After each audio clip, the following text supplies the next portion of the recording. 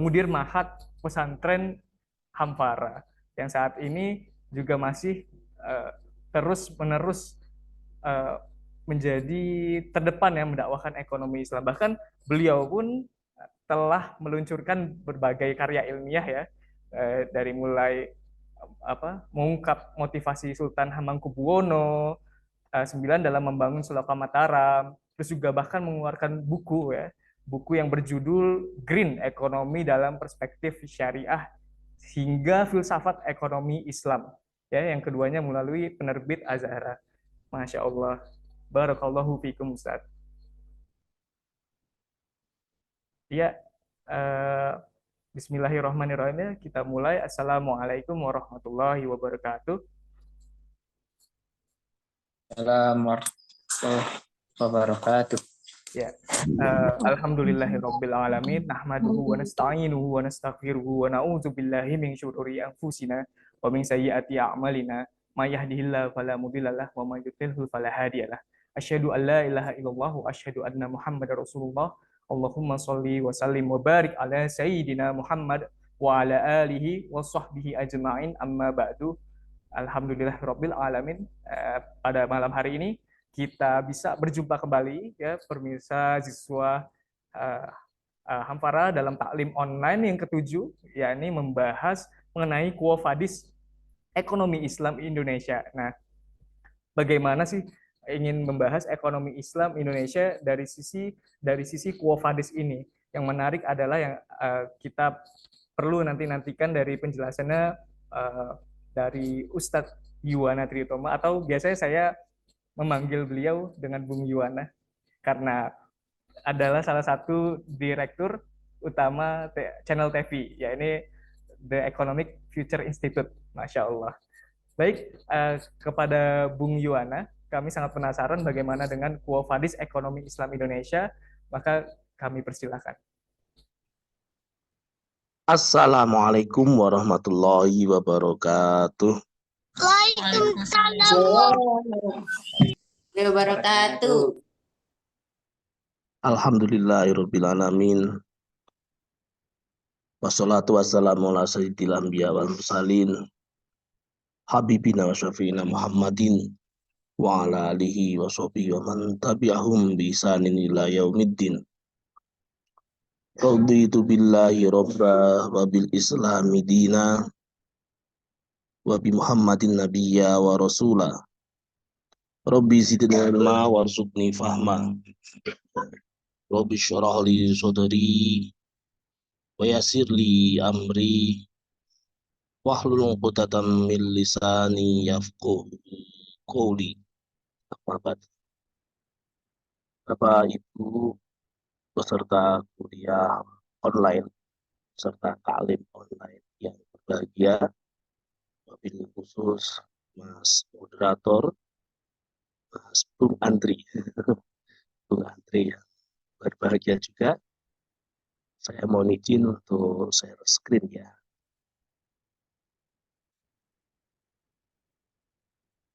Baik, apakah bisa disaksikan screen yang saya share? Alhamdulillah sudah terlihat. Sudah terlihat ya. Jadi saya sudah siapkan kurang lebih 28 slide. Tapi nanti kita santai saja karena waktu kita sangat panjang. Kalau taklim online 2 jam itu lama banget, panjang. Nanti kalau Bapak Ibu mungkin sambil santai, sambil tadi ada sambil packing gitu, monggo silakan. Apalagi ini materi yang saya sampaikan juga materi yang sebetulnya sangat berat ini nanti. Mohon maaf, ini kegelisahan saya selama bergelut dalam aktivitas mendakwahkan ekonomi Islam. Nanti kita mungkin santai saja mungkin ya, Bung Andri ya, sambil dialog barangkali gitu. Bapak Ibu yang dimuliakan Allah Azza wa Jalla, Bismillahirrahmanirrahim. Jadi PowerPoint saya beri judul Kuwafadis Ekonomi Islam Indonesia. Kuwafadis Ekonomi Islam Indonesia. Lalu suara saya bisa diterima dengan baik? Alhamdulillah sudah. Tadi sempat agak berdengung. Iya. Jadi Kuwafadis itu pertanyaan dari dosen saya waktu aktif waktu masih studi teori ya di Pasca UIN Sunan Kalijaga di S3 kemarin, namanya Prof. Musa As'ari, itu beliau bertanya Kuwafadis mau dibawa kemana ekonomi Islam Indonesia? Ekonomi Islam Indonesia itu sekarang berada di mana? Kuwafadis. Kalau kita lihat berita-berita yang misalnya dedolarisasi, isu dedolarisasi kemarin kan lagi beberapa hari yang lalu kan lagi ramai dedolarisasi. Beberapa negara diantaranya adalah Indonesia, bahkan ASEAN kemarin mengadakan konferensi tingkat tinggi di Jakarta. Isu yang dikembangkan juga dedolarisasi. Terus kemudian kalau kita lihat berita-berita yang selama ini beredar di media massa kita, misalnya terkait lesunya ekonomi Cina, ya ASEAN di Jakarta pekan ini membahas lesunya ekonomi Cina. Terus kemudian gas 3 kg habis. Beberapa waktu yang lalu kan ramai juga. Sekarang gas melon itu berapa satu tabung berapa harganya? 18.000, 23.000. Kalau di Banyumas berapa? Ada yang Kayaknya lebih mungkin ya.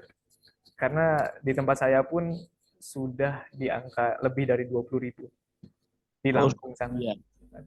Ini di Boyolali 20.000. Itu Masya Allah. Ini juga isunya mau diganti dengan 12 kg juga. Terus kemudian banyak sekali ya berita-berita itu, termasuk berita kemarin hilirisasi ekspor nikel yang dilarang oleh Pak Jokowi agar tetap diproduksi dalam negeri. Ternyata itu smelter itu yang mendanai Cina. Oh, Pak Saifuddin 20.000 Pak ya. Pak Saifuddin dari mana tadi?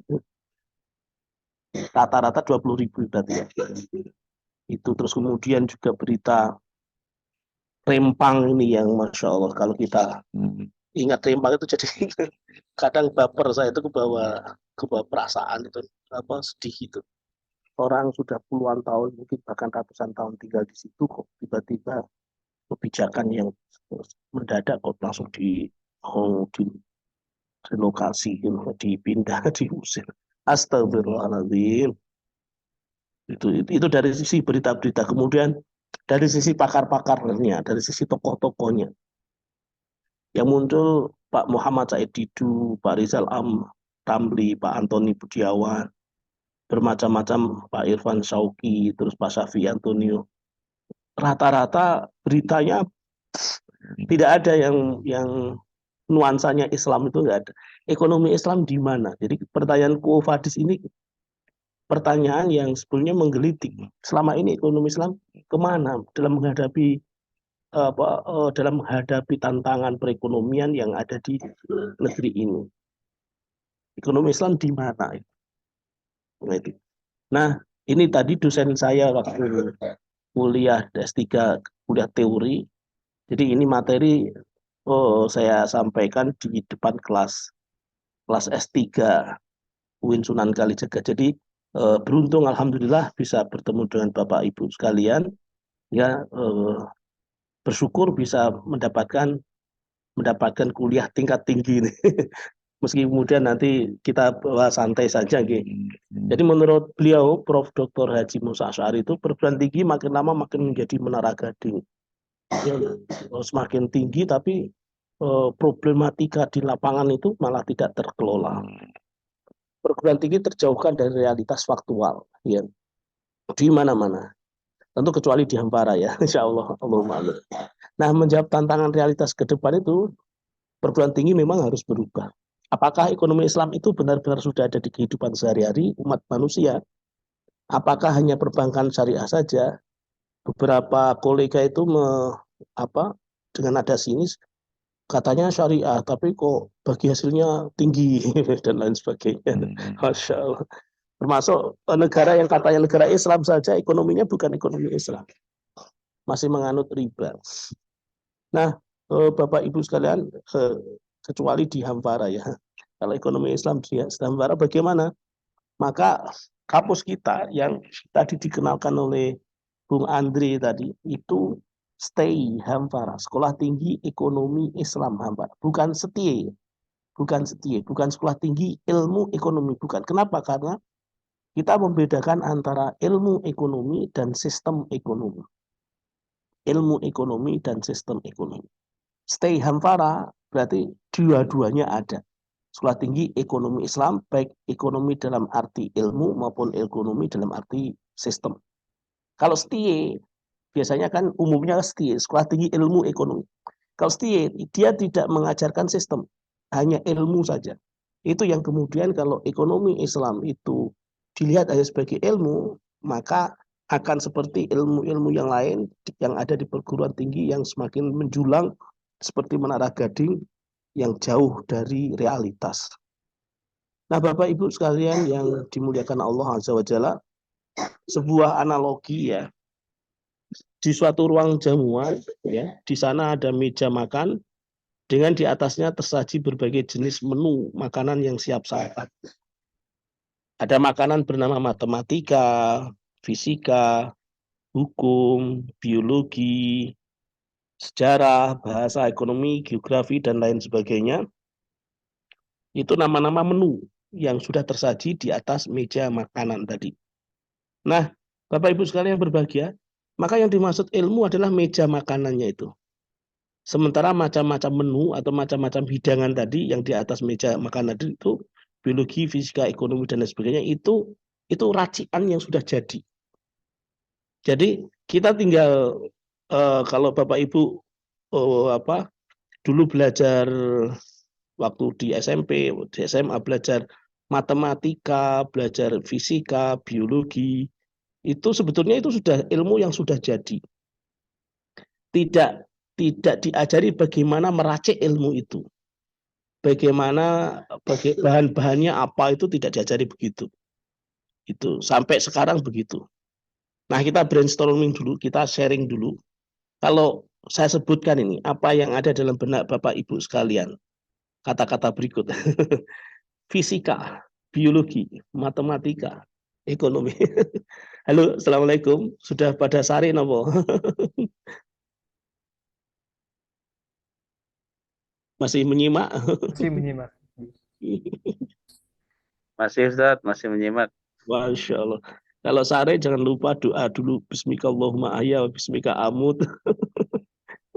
Nggih, nggak apa-apa karena malam itu biasanya waktu-waktu istirahat. Kita santai saja. Monggo, kalau misalnya ada gagasan ketika saya tanya fisika itu apa yang ada dalam benak Bapak Ibu sekalian, disampaikan saja. Biologi, matematika, ekonomi dan seterusnya kita santai saja karena memang saya memahami kalau malam itu memang waktunya untuk istirahat.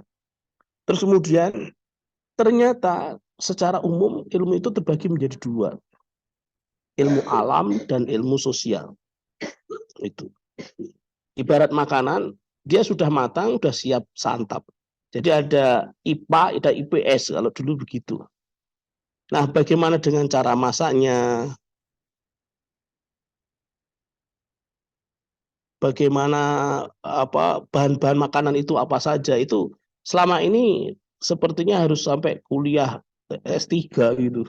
Bahkan kemarin waktu saya studi S3 pun tidak sampai menyentuh itu.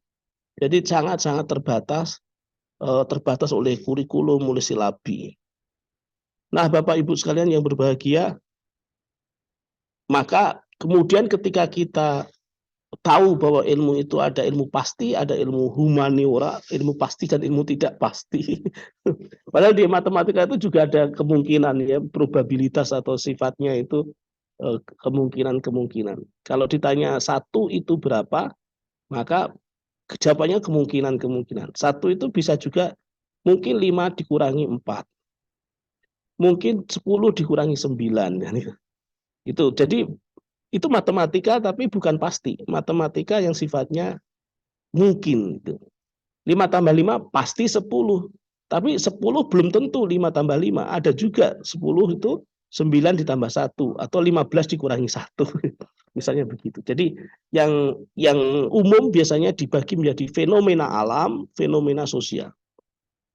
Nah, ibarat makanan tadi sudah matang dan siap santap. Ini semua sudah tinggal buku-buku sudah banyak, googling sudah banyak. Apalagi sekarang pakai artificial intelligence itu kecerdasan artificial itu, oh masya Allah itu kecanggihan teknologi sekarang hampir-hampir mengalahkan manusia. Itu. Nah, maka dari itu kita harus tahu betul bangunan ilmu, konstruksi bangunan ilmu. Jadi ruang lingkup pembahasan filsafat itu ada 3, filsafat etika, filsafat estetika, filsafat ilmu. Ya, kalau kita bicara tentang baik buruk itu di etika. Kalau kita bicara indah dan jelek itu di estetika. Bicara benar dan salah itu baru di ilmu. Muncul ilmu pengetahuan itu di filsafat ilmu. Kalau nilai seni, misalnya Bapak Ibu punya anak, punya cucu gitu yang pinter baca puisi. 10 tahun yang lalu dia terbaring. Tetapi tidak tidur, sayang. Wajah sunyi setengah-tengah. Itu dulu saya waktu SD juara 1 lomba baca puisi. Di Ponegoro. Masya Allah. Itu nilai-nilai seni. Atau bisa nyanyi, bisa sholawatan. Nilai-nilai seni. Oh, sholawatannya indah banget. Sholawatannya bagus sekali. Itu ada di estetika. Tidak bisa dipelajari seperti belajarnya ilmu pengetahuan. Beda lagi dengan baik buruk. Anak itu rajin, anak itu baik, rajin itu moral. Belajar ada di nilai-nilai moral atau nilai-nilai agama. Ini bangunan kerangka pengetahuan itu selama ini seperti yang ada di screen yang di depan kita semua. Nah, ketika kita bicara ilmu tidak bicara agama. Nah, ini mulai muncul paradigma sekuler itu ada di sini. Jadi kita bicara ilmu ya bicara sesuatu yang netral. Tidak bisa dinilai dengan baik buruk atau indah jelek karena tidak bicara agama, tidak bicara seni. Masya Allah, ini selama ini yang ada seperti itu. Nah, sebetulnya filsafat ilmu itu adalah bicara benar atau salah. Terbagi menjadi 3. Tadi hidangan yang sudah tersaji siap santap itu aksiologi, tinggal makan aja seperti orang datang ke warung, prasmanan mau pilih apa tinggal makan saja. Dia tidak tahu epistemologinya, cara memasaknya bagaimana. Apalagi bicara bahan-bahannya, bahan-bahan makanan itu apa saja. Bicara ontologi itu selama ini tidak dikaji. Filsafat ilmu hanya membahas aksiologi dan epistemologi. Tidak sampai membahas ontologi. Kalau kita diskusi tentang eksistensi sang pencipta, Allah Subhanahu wa taala, mereka sudah menolak gara-gara apa? Agama itu dogma, kata mereka begitu. Padahal kalau kita menggunakan thoriqul iman, metode dalam beriman dengan benar, itu kita bisa yakin seyakin-yakinnya bahwa Allah Subhanahu wa taala itu ada dan rasional, logis. Tidak mungkin kita ada kalau Allah tidak ada. Artinya keberadaan kita itu didahului oleh keberadaan zat yang maha menciptakan kita. Itu sangat bisa diterima oleh rasionalitas kita. Nah, Bapak Ibu sekalian yang dimuliakan Allah, ini kemudian karakter epistemologi ilmu. Tadi yang kemudian terbagi menjadi ilmu alam dan ilmu sosial, itu kalau kita mengamati penelitian terhadap seluruh fenomena yang ada, hanya ada 2, fenomena alam yang kemudian menjadi seakan-akan pasti, air terjun dari atas pasti ke bawah. Terus kemudian api kalau dikenakan pada kertas terbakar dan lain sebagainya.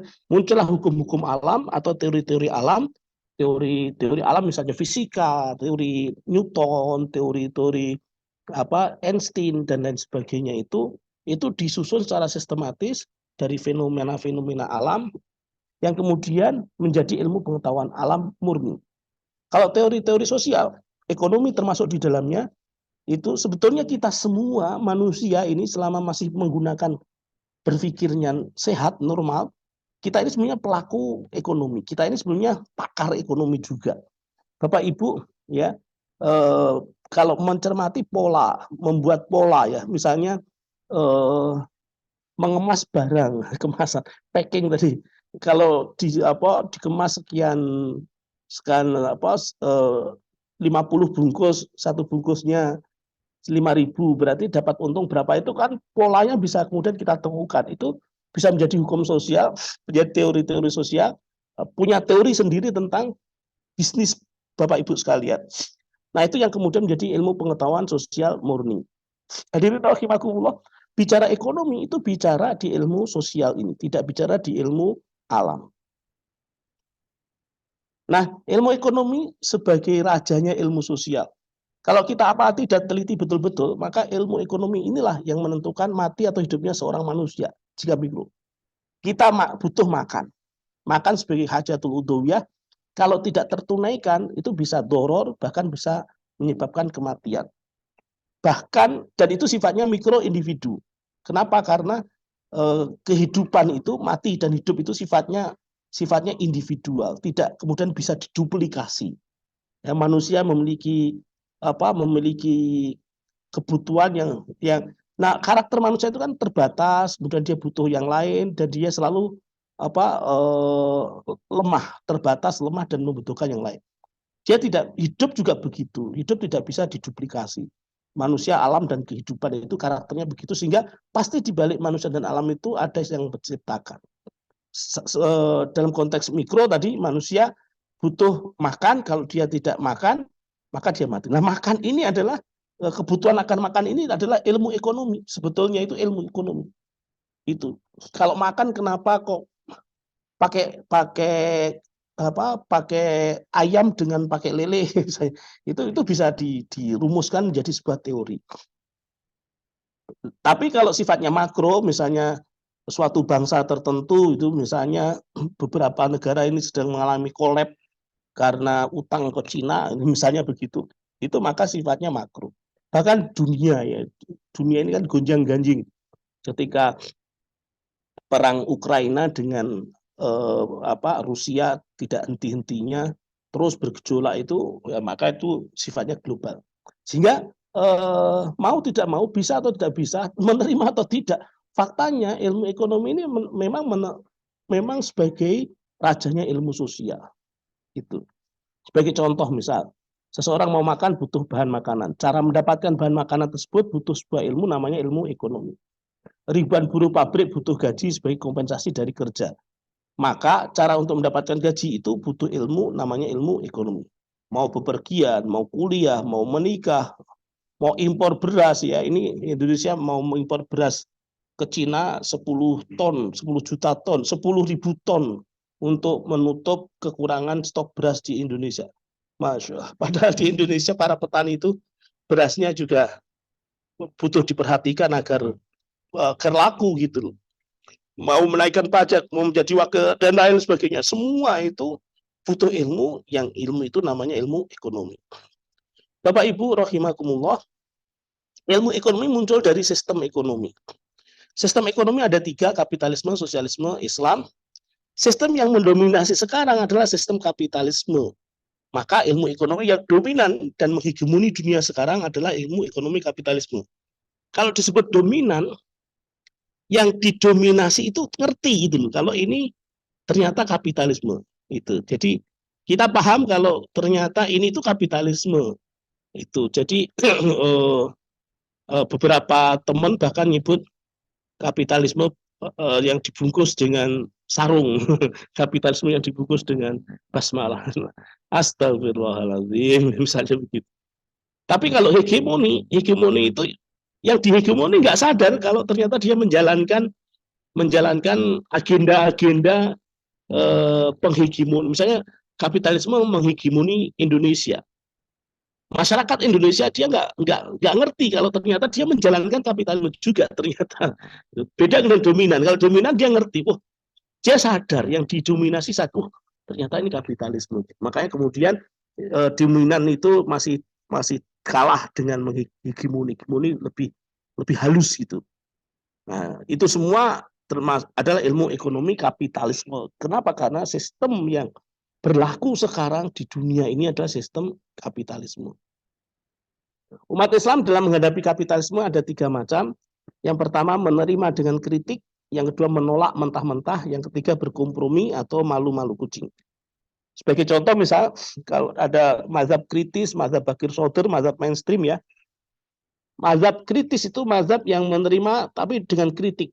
Dia tidak memberikan solusi. Kritik ini kapitalisme gitu. Mazhab Bakir Sodir dia menolak mentah-mentah sampai istilah ekonomi itu tidak ada di dalam Islam. Yang ada iktisodi atau muamalah. Mazhab mainstream ini mazhab yang kompromi, yang ya, menerima tapi malu-malu kucing itu. Nah, bagaimana sikap yang benar? Apakah sikap pertama, kedua, atau ketiga? Maka sikap yang benar adalah pertama dia harus tahu ideologi-ideologi di dunia dulu. Kapitalisme, sosialisme, Islam tadi. Kemudian metodologi penelitian antara metode ilmiah, metode rasional, ya, termasuk bagaimana menyikapi tirani, Scopus, ya, Dodge, Mendeley, Thomson dan lain sebagainya. Ini bahasa-bahasa ilmiah. Terus menguasai bahasa Inggris ya dan bahasa Arab. Kalau di Hampara sering saya sampaikan ke adik-adik mahasiswa, kuasai bahasa Inggris untuk menghancurkan kapitalisme, kuasai bahasa Arab untuk menegakkan Islam. Itu. Jadi bahasa sebagai sarana untuk memperkaya pengetahuan itu bisa kita gunakan untuk menghancurkan kapitalisme dan untuk menegakkan Islam. Kemudian perbandingan sistem ekonomi, misalnya perdagangan dalam konsep Islam bagaimana, dalam konsep kapitalisme bagaimana, dalam konsep sosialisme bagaimana, itu perlu kita kaji juga. Hadoroh dan Madaniyah, Amkhos ya misalnya, kalau kita menggunakan uang rupiah itu ini termasuk Madaniyah, Hadoroh, Madaniyah Amad, Madaniyah Khos dan lain sebagainya. Mana sistem ekonomi, mana ilmu ekonomi dan sebagainya, itu penting untuk kita perkuat pemahaman kita sebagai muslim, karena bagaimanapun juga al ilmu qoblal amal. Jadi ilmu itu dikuasai dulu sebelum amal. Itu Bapak Ibu sekalian yang dirahmati Allah, bagaimana dengan ekonomi Islam Hampara? Ekonomi Islam Hampara itu bukan berada di golongan pertama, bukan pula di golongan kedua, apalagi di golongan ketiga, bukan. Jadi ilmu ekonomi dan sistem ekonomi yang ada di Hampara, yang diajarkan di Hampara itu sebagai bentuk perjuangan mewujudkan sistem ekonomi Islam yang bersih dari kotoran kapitalisme. Itu. Jadi kita adik-adik mahasiswa, terus kemudian kita semua sivitas akademika di Hampara ini sebetulnya dalam rangka berjuang mewujudkan sistem ekonomi Islam yang bersih dari kotoran kapitalisme melalui usulub perguruan tinggi ini.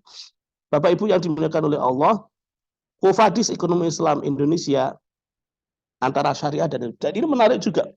Mungkin Bapak Ibu di luar sering mendengar ekonomi Islam, ekonomi syariah. Ekonomi syariah dan ekonomi. Kalau dua istilah ini hanya dikenal di Indonesia saja. Di Malaysia itu pakai ekonomi Islam. Di dunia, bahkan di dunia, baik negeri-negeri muslim yang berada di bawah OKI, ya, Malaysia, Brunei, termasuk Mesir, termasuk Maroko dan lain sebagainya, itu pakai ekonomi Islam. Kalau diruntut lebih jauh, kata Pak Adi Warman Karim itu, bahkan ekonomi Islam itu muncul pertama itu justru malah di Amerika, di Oxford University.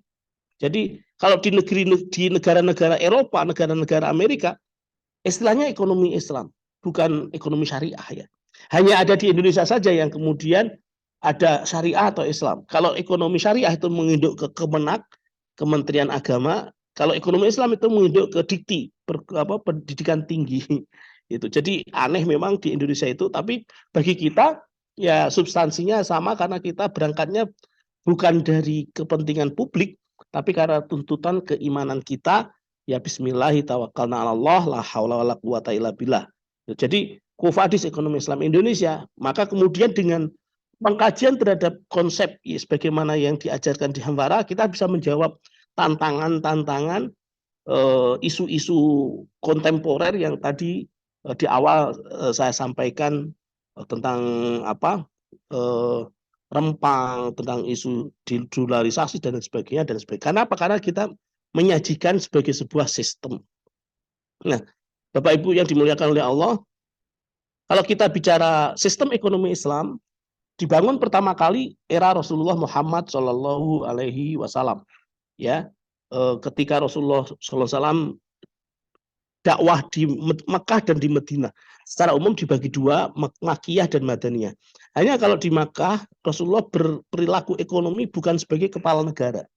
Beliau berperilaku ekonomi hanya sebagai individu yang memang mau tidak mau beliau butuh makan juga seperti manusia pada umumnya, butuh memenuhi kebutuhan sehari-hari. Beliau juga pergi ke pasar, hanya dominasi aktivitas Rasulullah di pasar Mekah pada saat itu, pasar Jumadil Janda, pasar Ukas yang ada di kota Mekah itu bukan untuk jual beli.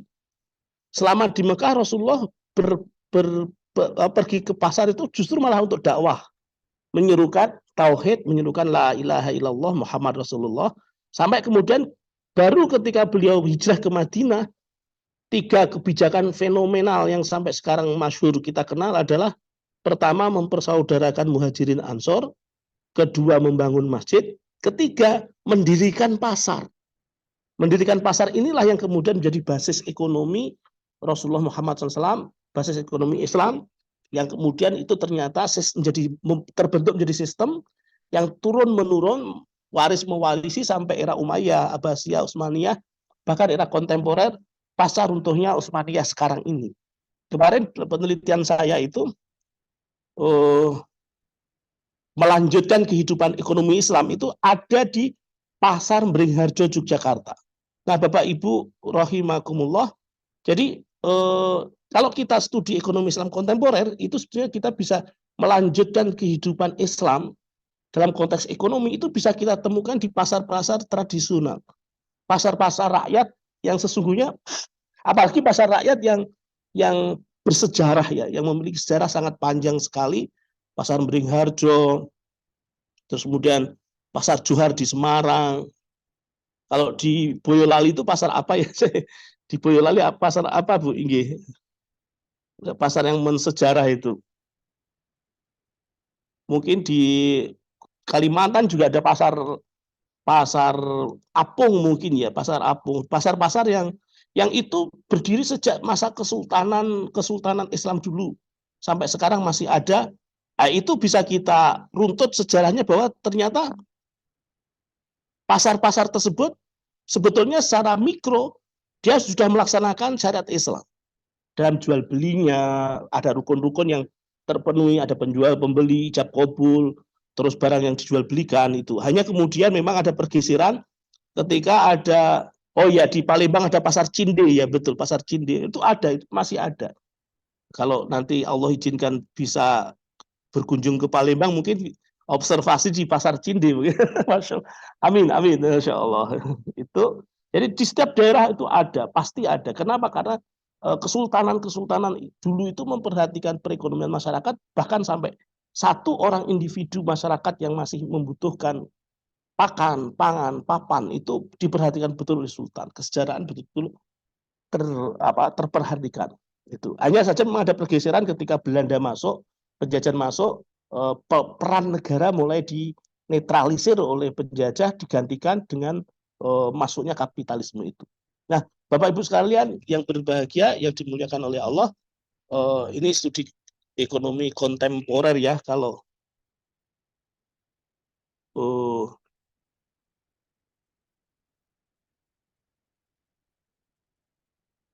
ini bisa dimonitor ya, Bapak Ibu sekalian ya.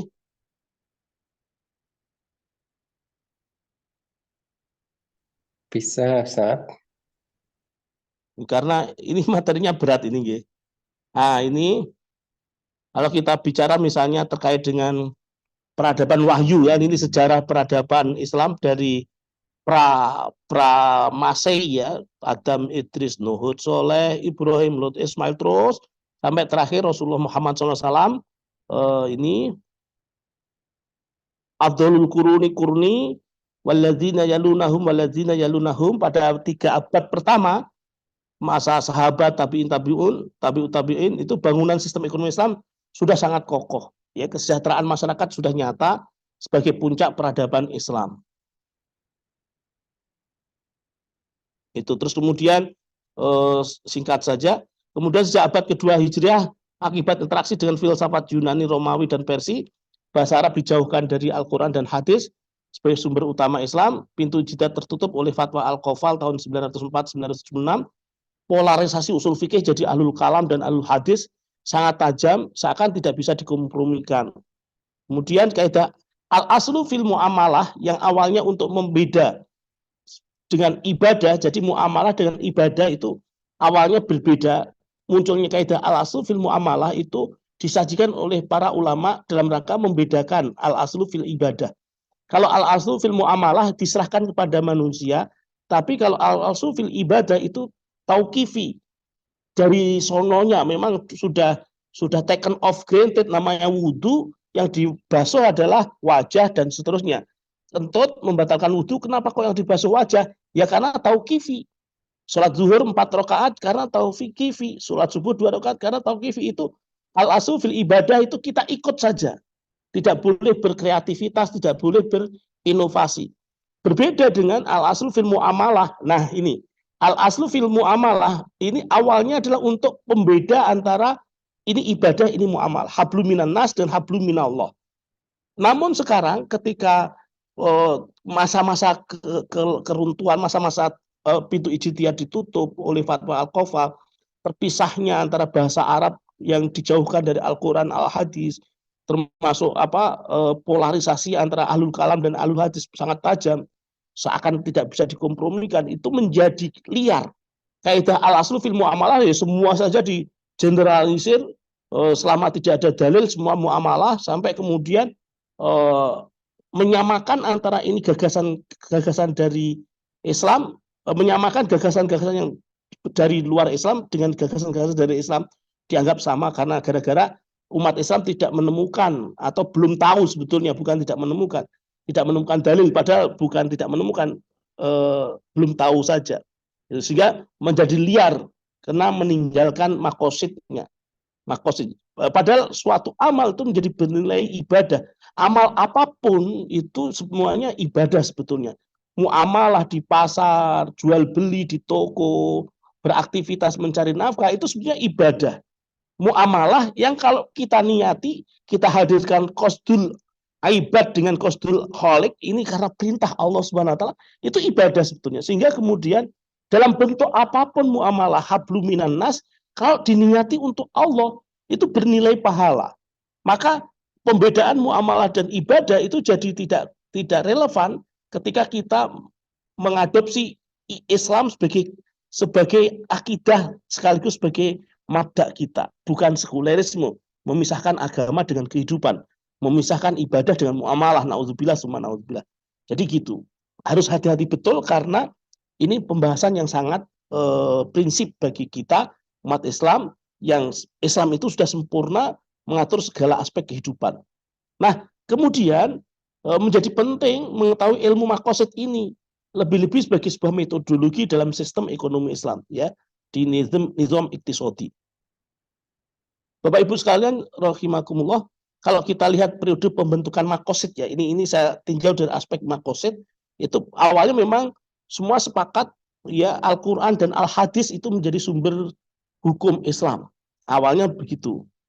Terus kemudian masa Rasulullah, masa Khulafaur Rasyidin, Abu Bakar, Umar, Utsman, Ali, baru di masa Khulafaur Rasyidin muncul ijtihad sahabat, terutama ijtihad yang digalakkan di masa-masa Umar bin Khattab. Ini banyak sumber hukum yang muncul dari masa-masa Umar bin Khattab yang semua sahabat setuju, maka kemudian menjadi ijtihad. Munculnya qiyas itu karena berpangkal dari ilat dari qiyas itu dari akal atau dari syara, dari nas. Itu jadi maqasid murni sebetulnya pra abad 5 Hijriah itu masih terjadi kesepakatan, ya, berkutat pada tradisi ulama usul fikih dalam Istimbatul Ahkam Syar'i, di mana ilat qiyas menjadi pangkal diskusinya. Baru era takwin maqasid abad 5 Hijriah sampai abad 8 Hijriah, pada era itu Imam Syatibi dalam tanda petik ijtihad, ya, mengeluarkan rumus muhafadzatul khams yang hifdzuddin, hifdzul aql, hifdzul hifdzul karomah, hifdzul nasab, hifdzul mal itu pada saat taraf berpikir umat merosot itu. Kemudian sama Imam Syatibi merumuskan muhafadzul khomus itu maqasid masih berdasar kepada syariat, akidah, nas mengacu pada Al-Qur'an, Al-Hadis, ijma' sahabat tadi. Itu termasuk kemudian teori motivasinya Imam Ghazali, Daruriyat, Hajiyat, Tahsiniyat itu kemudian muncul perdebatan ketika perang salib, masa-masa perang salib itu bisa dibandingkan teori motivasinya Abraham Maslow. Ya, sampai kemudian abad 9 Hijriah sampai dengan 19 Masehi ya, itu umat terlena. Pada era ini umat Islam dikagetkan oleh kebangkitan industri di Eropa. Umat menjadi tidak pede, yang tadi kemudian muncul kapitalisme dalam semua aspek kehidupan menghegemoni umat Islam, sampai kemudian umat terbagi menjadi 3, antara yang tolak mentah-mentah, yang kompromi maupun yang kritik. Itu 3 kelompok tadi, itu sampai kemudian terjadi pergeseran paradigma. Jadi umat menjadi tidak pede dan kehilangan orientasi kehidupannya. Umat kalau maju itu ya seperti Eropa, maju itu kalau seperti Jepang disebut kaya kalau hartanya banyak. Itu jadi ukurannya jadi serba materialistis, yang itu bergeser dari sesungguhnya ukuran Islam. Tujuan hidup harusnya ridho Allah, tapi menjadi tujuan hidup itu adalah sejahtera, banyak harta dan lain sebagainya. Nauzubillah subhanallah.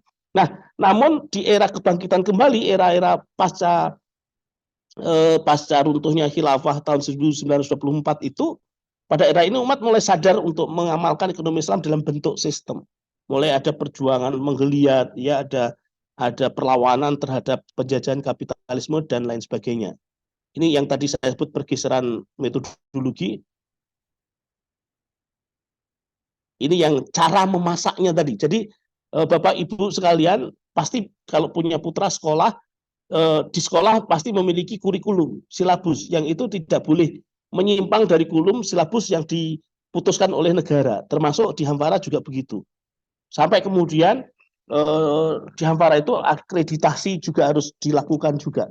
Meski kita apa ya istilahnya itu ada sesuatu yang kemudian kita diskusikan mana yang bisa kita tetap begitu. Di Hampara ada 5I, internalisasi, adapsi, adisi, kemudian substitusi. Kalau tidak sesuai dengan akidah Islam, pelajaran tentang misalnya prinsip ekonomi, yang penting modal kecil bisa menguntungkan banyak. Ini kan bahaya ini kalau diajarkan.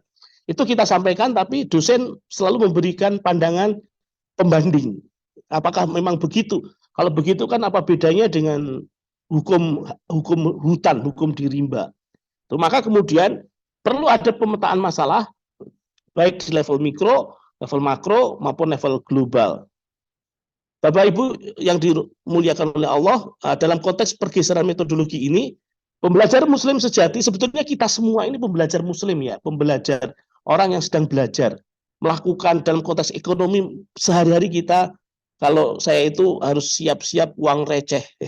Sama istri itu sering diskusi, ada uang receh berapa untuk sanggup anak saya sekolah itu. Nah, itu sebenarnya aktivitas ekonomi untuk kemudian memenuhi kebutuhan anak-anak dalam sekolah itu. Saya yakin Bapak Ibu juga melakukan aktivitas sama dengan apa yang saya lakukan tadi, proses pendidikan ekonomi sebetulnya. Nah, ini kalau bukan dibumbui ya, kalau ini dimasukkan nilai-nilai Islam, rezeki itu datang dari Allah Subhanahu wa taala, maka pergeseran metodologi ini tidak begitu penting. Kenapa? Karena yang paling penting adalah bagaimana akidah keluarga kita, akidah anak-anak kita, termasuk kita semuanya, selamat dari sekulerisme, selamat dari sosialisme, kuat dalam memegangi akidah Islam ini, bahkan sampai berkumpul di surganya Allah bersama-sama satu keluarga, bahkan kita semuanya. Allahumma amin. Ini kan pendidikan yang kemudian pembelajaran bagi kita semuanya. Itu. Kemudian metodologi ya, misalnya berpikir world view. Jadi kalau anak saya itu sering saya ajarkan melihat global, melihat peta dunia, bola dunia itu, yang untuk melihat bahwa kita itu hidup tidak hanya di tempat kita hidup sendiri. Kita hidup itu di dunia. Dunia itu ada Amerika, ada Eropa. Jadi megang gitu. Jadi gambarannya itu luas. Dia melihatnya jadi world view-nya itu jadi luas sekali. Tidak semata-mata ilmu ansih, tapi kemudian ada keinginan yang kemudian saya nanti pengen umroh ikut umroh, masya Allah. Jadi cita-cita untuk melihat bagaimana hijrah Rasulullah dari Mekah ke Madinah itu real begitu, sebagai sebuah pemahaman yang nyata di dalam benak pikiran anak-anak. Tapi nanti kalau sudah lulus qiraati, hadiahnya adalah komik Muhammad Al-Fatih. Itu jadi itu jenis-jenis pembelajaran yang sebetulnya itu ekonomi mikro, makro maupun global sekaligus kita ajarkan ke anak-anak kita. Nah, Bapak Ibu yang dimuliakan oleh Allah Subhanahu wa taala, ini istimbatul dalil istiqra'i ya.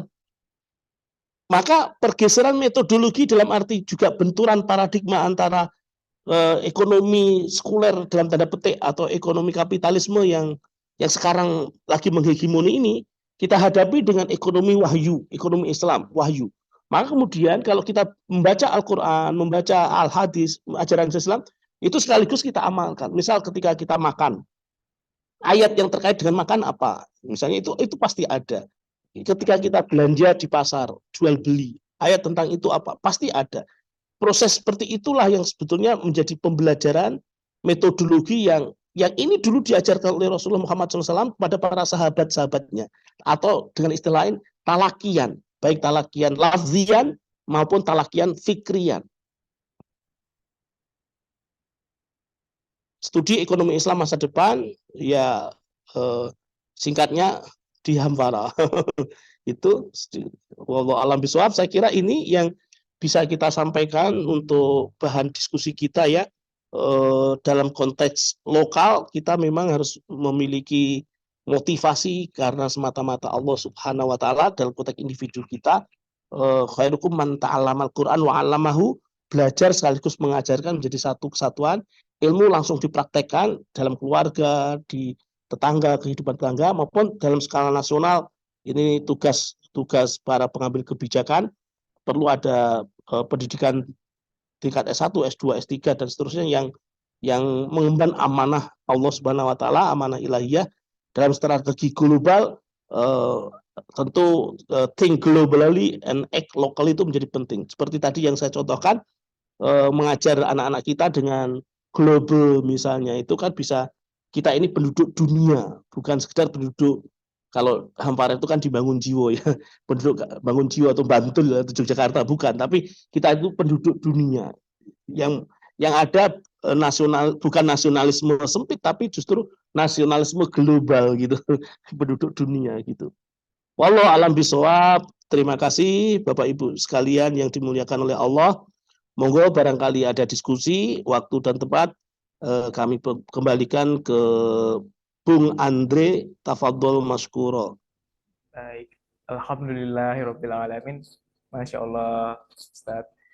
Luar biasa sekali dari materi yang telah kita simak ya mengenai bagaimana ilmu ekonomi itu ternyata berbeda dari sistem ekonomi, dan sekarang kita lihat bagaimana ekonomi Islam ternyata apakah sudah diterapkan di sini atau di negara kita.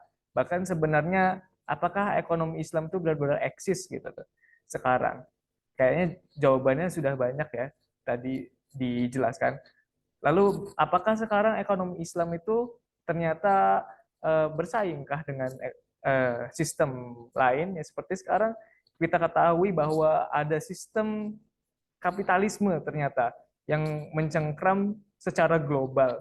Ya, ini yang sudah dijelaskan oleh Ustadz Yohana tadi, bahwa luar biasa sekali ternyata perbedaan dari ekonomi Islam dengan sistem ekonomi Islam dengan sistem kapitalisme, di mana sistem kapitalisme menerapkan sekularisme, di mana itu memisahkan antara agama dengan kehidupan, di mana agama yang mengatur manusia itu tidak diperbolehkan masuk dalam sistem. Nah, ini kan sama saja bertentangan dengan bagaimana akidah, bagaimana syariat Islam yang sejatinya itu selalu mengatur dalam setiap aspek kehidupan kita.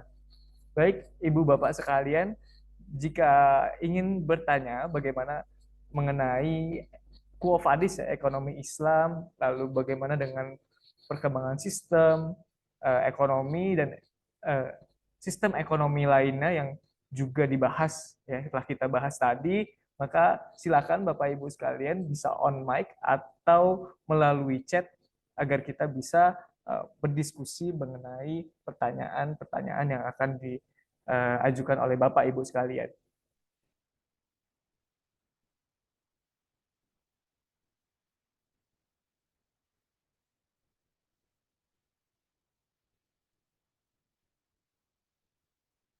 Iya, Bapak Wicaksono, silakan Pak.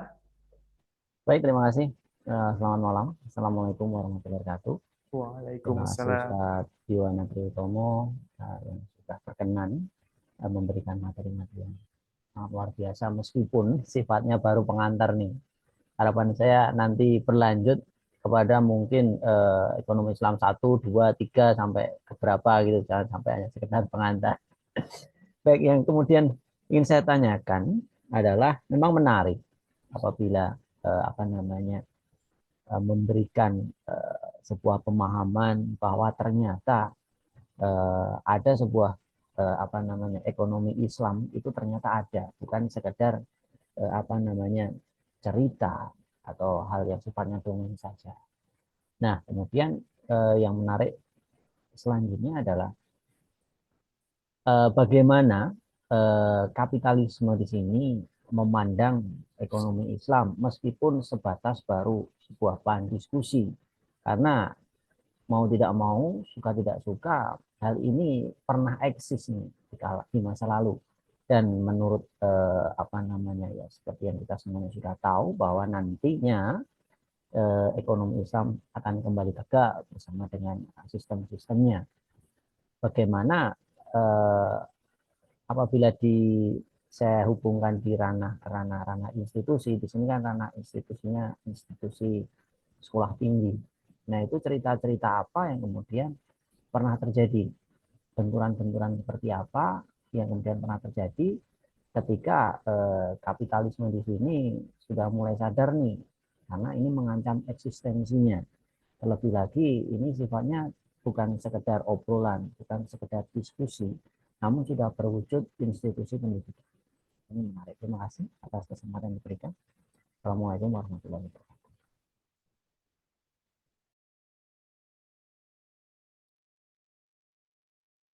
Bagaimana, Bung Andri, langsung direspon? Silakan Ustaz, bisa diskusikan langsung. Masya Allah, ini 6 semester sendiri Pak Wicaksono. Lulus taklim online selesai dapat gelar SE dari Hampara. SEI, Sarjana Ekonomi Islam Hampara.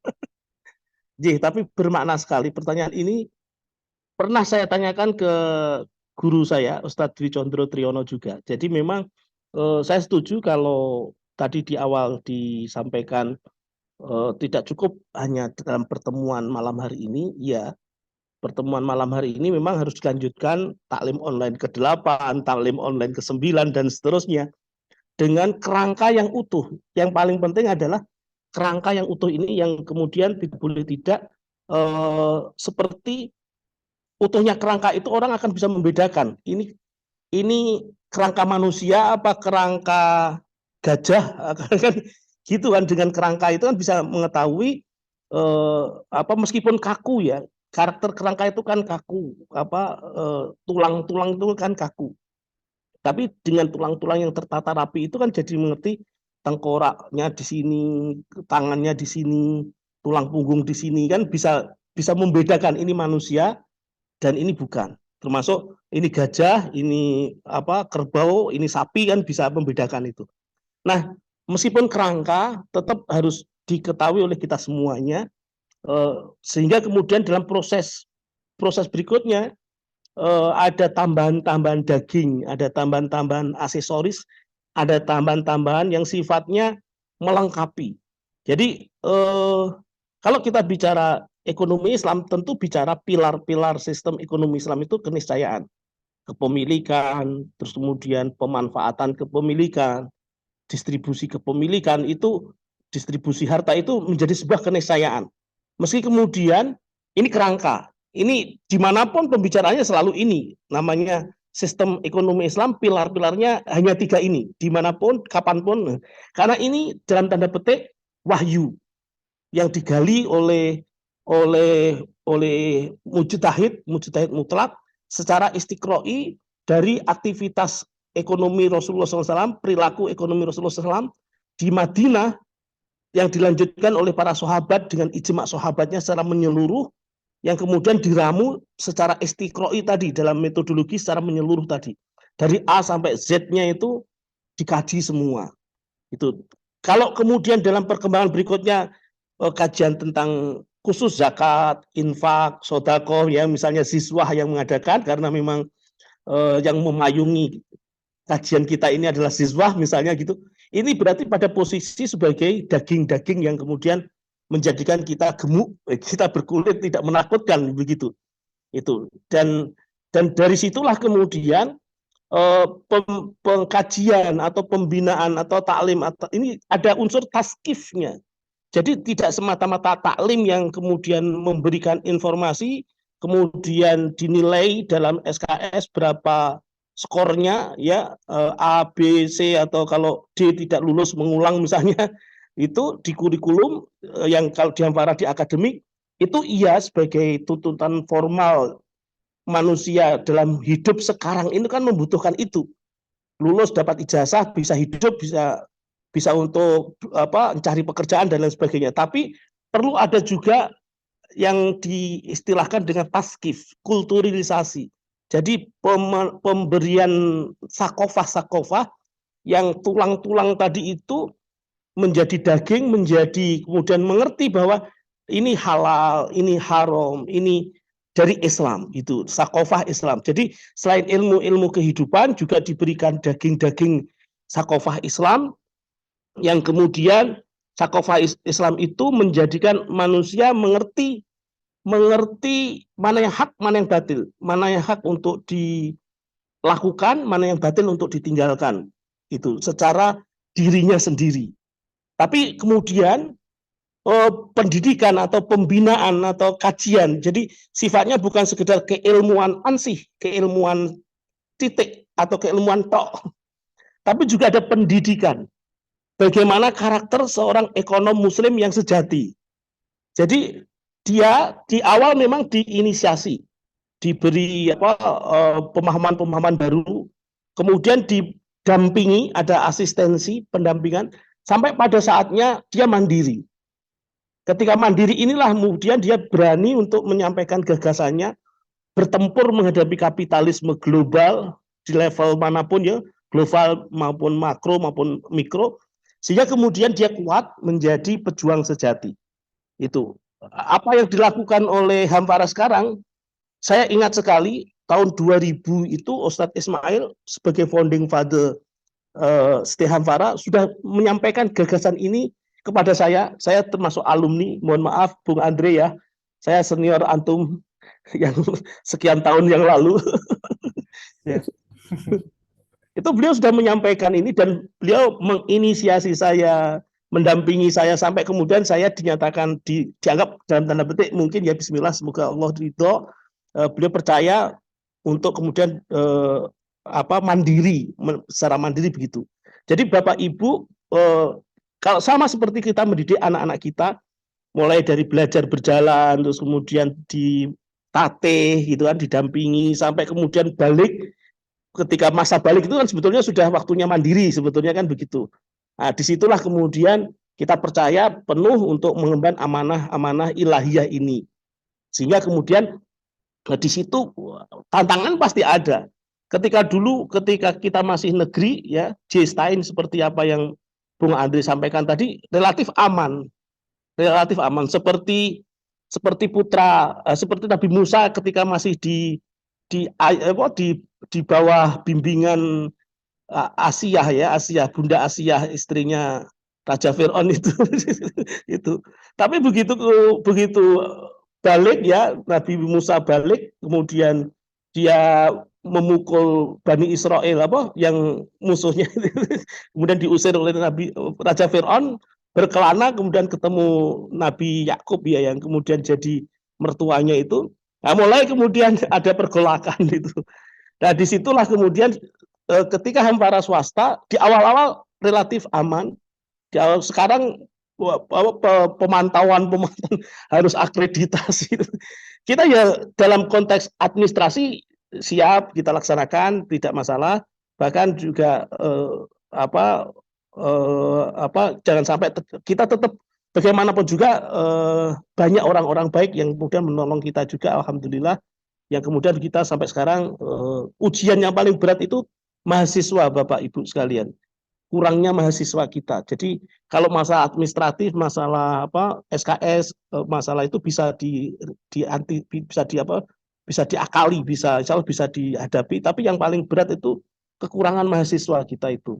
Makanya kemudian kepada Bapak Ibu sekalian nyuwun sewu, mohon maaf, nyuwun bantuan juga sekaligus ikut memasarkan Stay Hampara agar mahasiswanya banyak itu, sehingga kemudian banyak yang ikut berjuang bersama kita. Meski kita juga kadang khauf waroja ya, antara khauf waroja.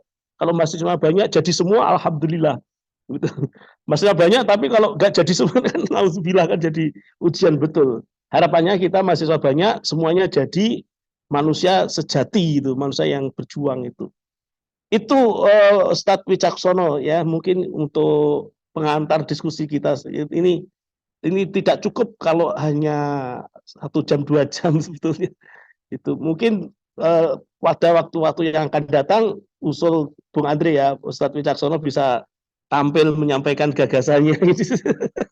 Ya, Masya Allah. Terima Masya kasih. Allah. Terima kasih Bapak Wicaksono atas pertanyaannya yang luar biasa, bahwa kita ternyata masih banyak butuh support dalam jumlah mahasiswa di STI Hampara. Sebenarnya bagaimana dakwah ekonomi Islam ini eksis ya juga terkait SDM-nya juga gitu ya. Alhamdulillah beberapa pertanyaan sudah masuk ya. Ada dari Ibu Siti Nur Hasanah Boyolali ya, saat bertanya, ekonomi Islam bisa nggak kalau dihubungkan dengan individunya? Karena di dunia ekonomi yang masih naik turun seperti ini, kadang individunya goyah dengan situasi dan kondisi. Ya bisa Bu, ya memang individu. Dan saya ya kalau saya jadi pelaku ekonomi Islam itu memang individu kita, individu Muslim sebetulnya. Ketika kita asyhadu alla ilaha illallah wa asyhadu anna Muhammadar Rasulullah, itu meniscayakan kita itu terikat dengan ikrar kita itu tadi, komitmen kita, keimanan kita. Makanya kemudian ketika kita sadar karena kata Allah fa'ilam yastati fa'innallaha yaraka, seakan-akan kau melihat Allah. Kalau engkau nggak mampu, yakinlah bahwa Allah pasti melihatmu. Maka kita mau ngutil misalnya di pasar, ya nggak jadi gitu, karena Allah melihat kita. Kalau individu itu adalah pejabat mau korup, nggak jadi. Kenapa? Karena dia ingat Allah. Kalau individu itu siapa misalnya kita, kalau saya kan beberapa contoh yang saya sampaikan tadi kan aktivitas individu kita. Ketika anak mau berangkat sekolah, diplomasi sama istri, bekal recehnya bagaimana, itu termasuk dibelikan ini loh ya, tidak boleh beli ini nanti kembali, tidak boleh tidak kembali, harus. Jadi pendidikan secara individu ada. Dan memang pelaku ekonomi Islam itu pada awalnya adalah individu. Meski kemudian dalam perkembangan berikutnya ada kelembagaan ya, ada kelembagaan seperti dalam konteks pendidikan Stay Hampara, ada bahkan sistem yang kemudian sifatnya adalah kenegaraan itu. Kalau individu goyah, ya namanya individu begitu Ibu. Jadi al-imanu yazidu wa yanqus. Iman itu naik dan turun. Yang naik dan turun itu sebetulnya efek dari keimanan. Bukan imannya. Imannya insya Allah baku ya. Imannya insya Allah itu tetap merasuk dalam diri kita. Allahumma amin. Hanya kemudian dampak dari keimanan itu kadang muncul, kadang tenggelam. Muncul ketika kemudian kita beramal soleh, takwa. Tenggelam ketika kita lagi futur, lagi lelah misalnya. Maka sering saya sampaikan, saya nasihatkan kepada mahasiswa-mahasiswa, termasuk dulu ke Bung Andre ya, kalau sekarang kan sudah lulus ya. Itu kalau lelah, istirahat. Kalau capek istirahat. Ya, tapi jangan balik kanan terus lari meninggalkan gelanggang, jangan. Naudzubillah. Capek itu istirahat. Capek itu solusinya istirahat, bukan lari dari medan peperangan, bukan. Naudzubillah subhanallah. Setelah capeknya hilang, ayo berangkat kembali gitu. Menghadap masa depan yang lagi. Itu fitrah Ibu. Jadi individu yang goyah dengan kondisi seperti ini, kadang kita bisa mengingat Rasulullah Muhammad SAW. Cobaan yang lebih dahsyat dari kita ini terjadi pada Rasulullah Muhammad SAW gitu loh. Jadi dengan banyak membaca sirah Rasul, sirah para sahabat, membaca Al-Quran, itu menguatkan kita. Mungkin malam-malam, ya tengah malam tahajud, minta kepada Allah. Kekuatan kita itu hanya iman, kekuatan kita itu hanya faktor ruhiyah itu. Kita ini sebetulnya lemah. Memang namanya manusia itu pasti lemah, pasti membutuhkan yang lain, pasti terbatas, itu pasti. Kalau kita pengen kuat segalanya, emang kita siapa? Kita bukan siapa-siapa. Kita ini hanya makhluk yang nanti juga akan meninggal dunia juga kan. Apakah 5 menit yang akan datang ataukah sehari setelah ini? Wallahu alam, kan kita nggak tahu. Pada sesuatu yang tidak tahu itulah kita serahkan semuanya kepada Allah, kita tawakalkan kepada Allah. Ini nyun sewu Ibu ya Bapak sekalian, berbagi tip aja nggih. Jadi ada pepatah Arab mengatakan idza arata antatakallama Allah fa'alaika bisolah. Kalau kamu pengen curhat kepada Allah, maka caranya dengan sholat. Sholat 5 waktu ditambah sholat nafilah, tahajud, duha, atau sholat sunnah rawatib yang lain sebagainya, itu dalam rangka kita curhat kepada Allah. Ya Allah, pas iya karena budu iya karena stain, itu ditekankan betul maknanya kita berserah diri pada Allah. Ya karena budu, ya Allah aku menyembahmu, yang padamu saja aku menyembah. Wa iya karena stain, itu minta apapun itu pada saat itu misalnya. Tapi lafadznya lafadz Arab ya, lafadz surah Al-Fatihah itu ketika kita pengen curhat kepada Allah. Sebaliknya, idza arata ayyatakallama kallahu, yang pertama antatakallama kallaha, yang ini ayyatakallama Allahu fa'alaika bitilawatil Quran. Tapi sebaliknya kalau kamu pengen Allah itu datang menjengukmu misalnya, Allah datang menyapamu, fa'alaika bitilawatil Quran. Maka caranya dengan membaca Al-Quran. Ini pepatah Arab yang kemudian kalau kita ingin bercengkerama dengan Allah, kita ingin asik masuk, bahasanya anak muda sekarang ingin pacaran dengan Allah misalnya, Masya Allah, itu saya merinding ini. Itu pas sholat malam qiyamul lail, itu surah-surah yang dibaca surah-surah yang panjang-panjang. Jadi itu uslub atau teknik untuk menguatkan ruhiyah kita tadi. Membaca sholat rakaat pertama membaca Al-Baqarah, membaca boleh Bu, memegang Al-Quran sambil kemudian membaca ketika sudah selesai Al-Fatihah terus membuka juz 1 Al-Baqarah itu kan, itu bisa, itu boleh, itu diizinkan oleh syariat, diizinkan. Sampai kemudian selesai Al-Baqarah terus kemudian ruku, iktidal, terus sujud, duduk di antara 2 sujud lagi, naik rakaat kedua Ali Imran misalnya gitu, itu boleh, itu bisa dipraktekkan. Mohon bismillah ya. Saya Masya Allah, entah hadis bin nikmah itu Masya Allah, itu hikmahnya luar biasa. Hadiah dari Allah itu akan kita rasakan betul-betul. Itu salah satu trik atau tips untuk agar ketika kita menghadapi situasi dan kondisi yang serba tidak menentu ini, kita dikuatkan oleh Allah Subhanahu wa taala. Bagaimanapun juga kita ini kan alatnya Allah saja kan. Kita ini kan apa maunya Allah gitu. Bismillah gitu aja. Wallahu alam bisawab. Begitu ya, Bung Andre. Iya. Masya Allah, luar biasa sekali pertanyaan dari Ibu Siti ya. Bagaimana kita sebagai individu kadang misalnya goyah dan menghadapi situasi kondisi saat ini, memang ada tips and tricksnya yang sudah dijawab oleh Ustadz Yuwana sendiri. Begitu. Ada pertanyaan selanjutnya Ustadz. Ya, ini dari Bapak Muhammad Nuryadi. Mau bertanya, ada pertama, mohon dijelaskan lagi tentang pemahaman liar umat terkait bergesernya kaidah al-aslu fil muamalah, ada yang keluar dari makosid dengan contoh yang konkret Ustaz. Kedua, mohon dijelaskan goal lulusan S1 Hampara bagi pengembangan sistem ekonomi syariah di Indonesia. Bismillahirrahmanirrahim. Jawaban untuk pertanyaan pertama, semoga Allah ridho. Jadi liarnya pemahaman al-aslu fil muamalah yang bergeser itu contoh misalnya politik itu kan muamalah, interaksi dengan sama manusia, bukan ibadah dalam arti hablum minallah, tapi hablum minannas. Nah, ketika politik dimaknai sebagai muamalah hablum minannas, maka apapun dalam menuju cita-cita politik itu boleh.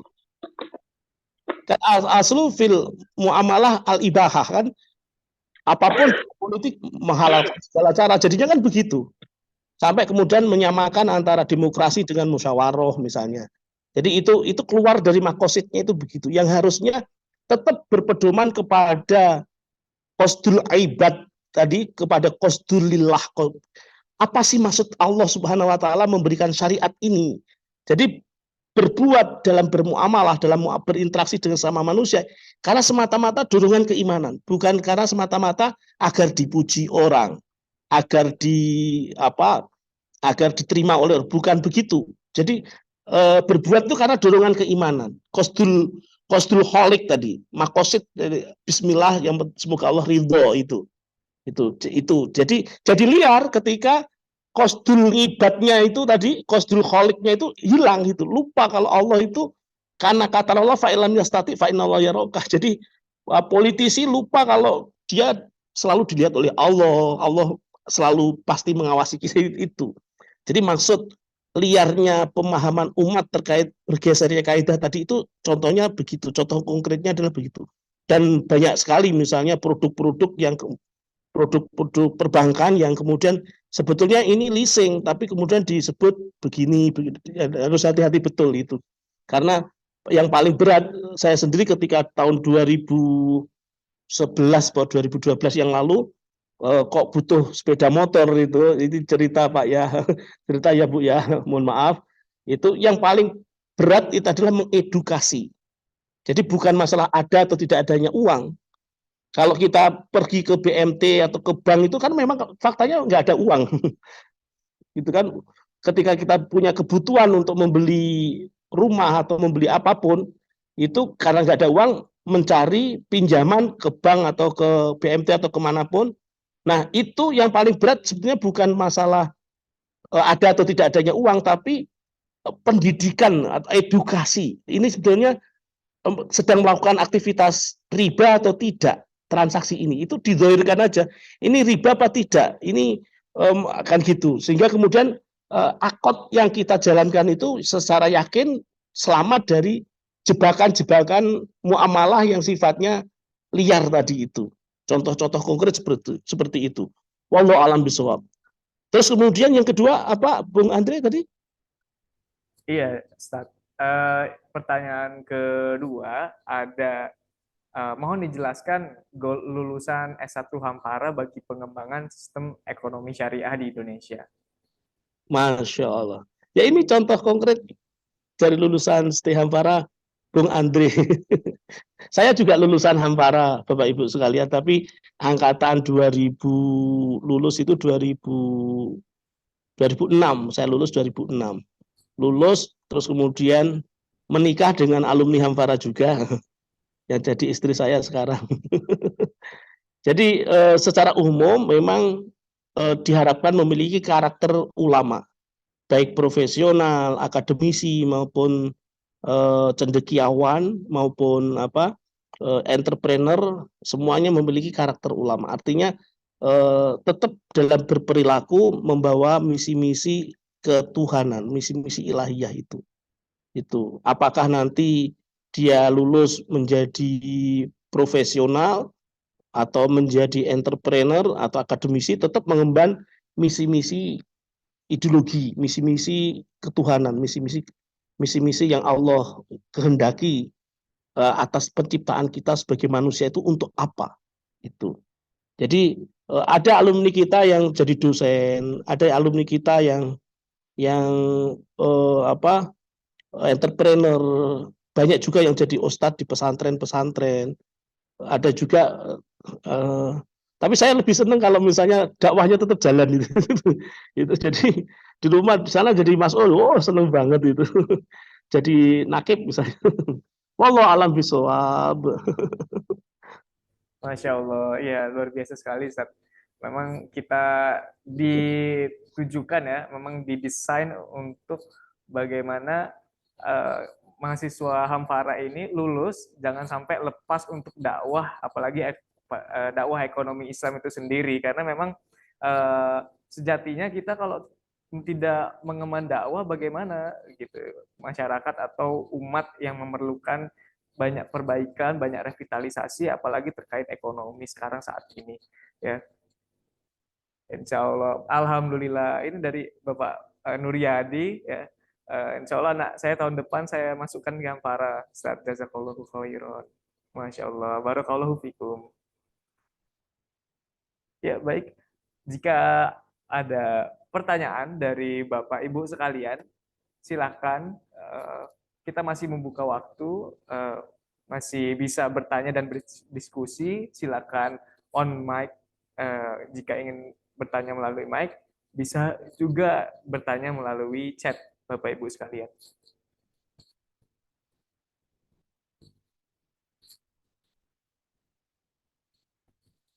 Kalau saya mohon maaf, kalau putranya sudah balik, mungkin sudah SMA atau sudah tahun depan masuk Hamfara, itu kan berarti kan sudah bisa berpikir. Diajak aja ikut taklim online ini Bapak. Jadi menjadi peserta juga nggak apa-apa. Tadi Bapak siapa, Bung Andre? Bapak Nuryadi. Bapak Nuryadi, putranya diajak aja pas acara taklim online ini diajak ikut, kan ini juga untuk peserta umum kan, untuk peserta terbuka secara umum. Bisa kan ya Bung Andre ya? Iya, bisa. Diajak aja ikut kajian ini, meskipun belum kuliah di Hamfara, tapi sudah mengenal pemikiran Hamfara, itu kan lebih dini, lebih baik itu, insya Allah. Iya. Ustadz ingin bertanya ya, bagaimana kita tadi berdiskusi mengenai Quo Vadis ya, terkait bagaimana sih eksisnya ekonomi Islam Indonesia itu perkembangannya seperti apa sebenarnya?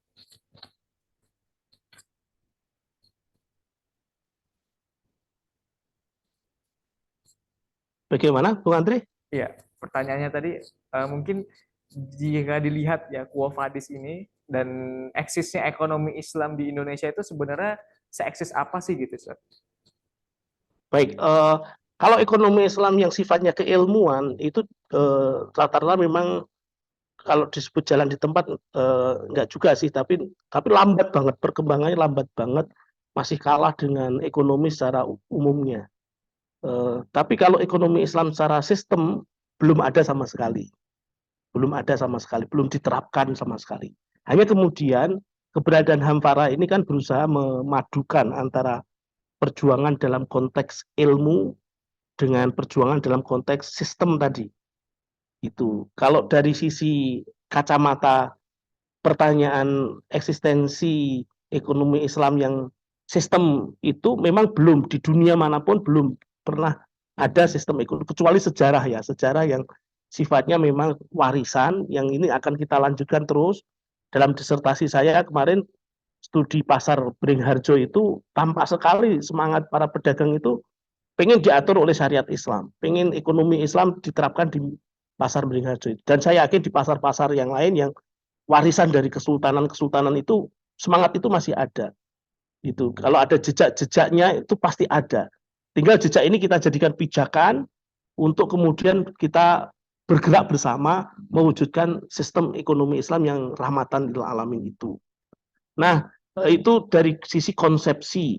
Nah, kemudian dari sisi konsepsi keilmuan, seiring dengan sistem yang berkembang, maka ilmu itu lahir kan dari sistem ya. Ilmu itu kan lahir dari sistem. Selama ini penelitian-penelitian yang diadakan di Siti Hamfara misalnya terkait dengan skripsi atau penelitian Bapak Ibu dosen itu diarahkan ke memperkaya khazanah penerapan sistem ini. Kita punya jurnal Hamfara atau jurnal JBS itu dalam rangka membumikan sistem ekonomi Islam sebagai normativitas wahyu tadi, untuk kemudian semakin dikenal. Bahkan sekarang mazhab Hambara itu menjadi salah satu mazhab yang berdampingan dengan mazhab ekonomi yang lain, mainstream, Bakir Soder, alternatif itu. Mazhab-mazhab yang lain itu lahirnya dari Eropa, sebagaimana diceritakan oleh Pak Adi Warman Karim tadi. Sementara mazhab Hambara itu lahirnya dari Nusantara. Jadi kalau ada kebangkitan Islam dari Nusantara, insya Allah itu dari Hambara dulu. Allahumma amin. Ya, kan doa nggak apa-apa Pak, ya doa boleh jaga ya Bapak Ibu sekalian. Mohon maaf ya kalau sampai kemudian melampaui batas, tapi insya Allah tidak ya. Ini karena keimanan kita saja. Bismillah. Rasulullah pernah ngendikan Romawi akan kita taklukkan gitu. Insya Allah kapitalisme kita hancurkan dari bumi Hambara. Ini yayasan. Salah satu bapak pengurus yayasan itu ngendikan, berkata di bawah satu tiang di Hambara. Jadi Bapak Ibu kalau pernah tindak Hambara itu bangunannya belum jadi sama sekali, belum jadi ya, belum sempurna. Ada satu tiang, 4 tiang yang sangat besar ya, kalau mungkin diameter 1 meter lebih ya, diameter tiangnya itu bulat tabung itu. Dari situ beliau ngendikan, dari sinilah titik kebangkitan Islam. Itu beliau ngendikan, itu memotivasi saya sekali itu Pak Ustadz MS Kaban yang bilang begitu di saya itu waktu itu. Dari sinilah titik kebangkitan Islam. Wallahu a'lam bishawab. Masya Allah, luar biasa Ustadz atas jawabannya. Ya, dipersilakan Bapak Ibu jika masih ingin menanyakan dari materi dan juga misalkan ada yang ingin segera ditanyakan seputar ekonomi Islam, kita persilakan dan memberi kesempatan bagi Bapak Ibu sekalian, ya silakan menghidupkan ya mic-nya, ataupun bisa juga dengan melalui chat. Ya, apakah ada? Ada Ustadz, ingin bertanya nih. Oh ya, silakan Ibu. Ya, kalau saya kan tua nih, udah 60-an umurnya.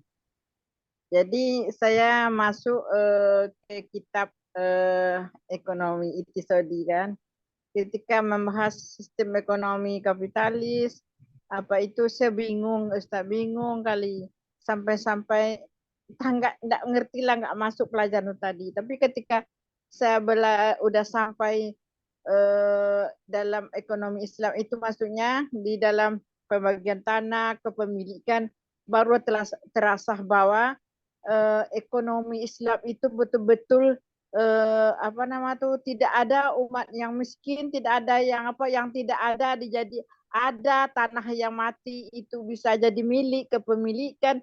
Masya Allah. Jadi disitulah saya selalu mendengarkan ceramah, maka saya ikut di sini itu karena saya sedang belajar ekonomi. Itu aja Ustaz. Jadi motivasi saya tuh itu pingin begitu mulianya hukum Islam itu, ekonomi Islam itu kalau diterapkan. Itu aja Ustaz. Saya tidak bertanya, tapi saya termotivasi oleh adanya Hampara, taklim Hampara ini, ataupun ada kajian ekonomi saya ikut gitu.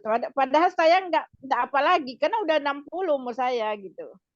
Gitu aja Ustaz. Sekian. Assalamualaikum warahmatullahi wabarakatuh. Barakallahu fiikum. Barakallahu fiikum. Ibu punya cucu? Ada, anak masih ada 1, tapi udah ngaji juga, tapi dia nggak apalah, tapi semangat saya karena saya sampai ekonomi itu semangat saya gitulah. Ada cucu saya masih kecil-kecil. Ya, itu ditularkan Ibu. Masya Semangatnya Allah. itu ditularkan. Berbagi. Kan kalau hadis khairukum man ta'allamal Qur'an wa 'allamahu, itu belajar Al-Qur'an itu sebaik-baik kalian adalah orang yang belajar dan mengajarkan. Jadi bukan hanya belajar untuk diri sendiri, tapi ada juga mengajarkan dan mengajarkan. Jadi belajar untuk kita dan mengajarkan untuk orang lain. Jadi antara solih dengan muslih. Orang baik itu banyak, orang soleh itu banyak, dan banyak juga yang menyukainya. Tapi giliran orang itu membuat orang lain baik, menularkan kebaikan agar mengajak kebaikan juga, membuat yang lain baik. Nah, ini mulai biasanya ada yang sirik, ada yang tidak suka biasanya. Jadi gitu, Bu. Iya. Antara soleh dengan muslih ya. Kalau muslih pasti soleh. Tapi kalau soleh belum tentu muslih. Gitu. Jadi kita dituntut untuk sempurna. Meskipun sempurna itu kita nggak bisa. Kesempurnaan hanya milik Allah. Tapi kita dituntut untuk wadkhulu fi silmi kafah, menyeluruh itu. Ya bismillah aja, semua karena Allah, bismillah aja gitu. Insya Allah Ibu bisa kok. Nanti kalau suatu saat menjadi musyrif nizam iktisadi itu akan paham ekonomi kapitalisme bagaimana. Jadi belajar sekaligus mengajarkan itu nanti. Ya udah di WA-kan beginilah dalam Islam ini tidak ada kita nih akan merasa miskin. Jadi ayo kita menuntut. Jadi di WA aja begitu Ustaz. Masya Allah Ustaz. Masya Allah luar biasa. Amin, amin, amin. Barakallahu fikum. Barakallahu fikum. Ya, Masya Allah, luar biasa sekali ya semangatnya dari Ibu Yurdailis ya, dari Riau ya Bu. Iya. Masya Allah, sudah menginjak umur 60 tapi semangat untuk ya mempelajari, mendakwahkan ekonomi juga. Masya Allah luar biasanya, semangatnya tidak padam dan bahkan menularkan kepada keluarganya. Ya, baik. Kepada Bapak Ibu, jika masih ingin bertanya, diskusi kita ada sekitar 3 menit lagi, Bapak Ibu sekalian. Silakan jika ingin bertanya.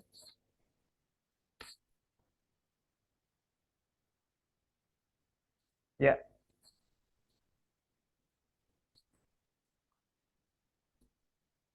Sedikit mengulas ya Ustadz, bagaimana tadi dengan ilmu ekonomi dan sistem ekonomi ini ya Ustadz. Kemudian kalau kita bisa simpulkan bahwa bagaimana Ustadz dengan apa yang memungkinkan di saat ini ya yang bisa kita lakukan gitu, sekaligus menjadi closing statement dari Ustadz Yuwana sendiri. Silakan Ustadz. Jadi dredeg mas saya masih ya. Ya Allah ya Karim. Jadi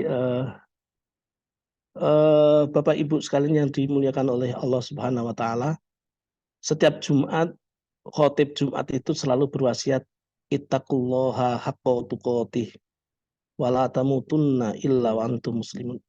Kalau kita maknain betul, wasiat takwa itu bukan sekedar rukun khotib ketika khutbah. Bahwa itu rukun iya. Tapi di balik makna itu adalah agar kita senantiasa ingat Allah, agar kita senantiasa terikat dengan aturan-aturan Allah, karena kata Allah fa ilam yastati fa innallaha yaraka tadi. Dalam seluruh aspek kehidupan kita, dalam seluruh denyut nadi kita, bahkan ini tangan ini nggak akan bisa bergerak ini kalau Allah tidak ada, dan tidak mungkin Allah itu tidak ada, sehingga kemudian selalu hadir dalam denyut nadi kita, gerakan tangan kita, pandangan mata kita, pendengaran kita, penglihatan kita, dan lain sebagainya. Dari situlah kemudian orang beruntung itu bukan sekedar orang yang hari ini lebih baik dari hari kemarin. Atau orang rugi itu adalah orang yang hari ini sama dengan hari kemarin. Atau orang celaka itu adalah hari ini yang lebih buruk dari kemarin. Bukan sekedar itu. Kenapa? Karena hari ini, hari kemarin, besok itu sama. Sehari semalam semuanya 24 jam. Ketika amalnya, amal baik, amal soleh itu, amal soleh juga sama. Seandainya kita hitung dengan sholat subuh, kemarin 2 rakaat, sekarang 2 rakaat, besok juga 2 rakaat. Sholat zuhur juga begitu, makan juga begitu. Dari dulu makan itu ya dari mulut, masuk ke perut, dan seterusnya. Artinya bukan dimensi waktu, bukan dimensi amal. Kenapa? Karena semua itu sama. Yang membedakan apa? Sehingga hari ini lebih baik dari kemarin adalah karena kata Allah, fa'ilam yastati fa'innallaha yaraka. Adanya idrok silah bilah. Adanya kesadaran bahwa kita ini makhluknya Allah, ciptaan Allah, yang senantiasa nyambung. Frekuensi kita itu nyambung, connect dengan apa yang Allah kehendaki itu. Wallahu a'lam bishawab. Semoga Allah meridhoi majelis kita semuanya ini, sehingga kita dikumpulkan kelak bersama nanti di surganya Allah Subhanahu wa taala. Allahumma amin. Terima kasih itu Bung Andre. Wassalamualaikum warahmatullahi wabarakatuh. Waalaikumsalam warahmatullahi wabarakatuh. Amin Allahumma amin.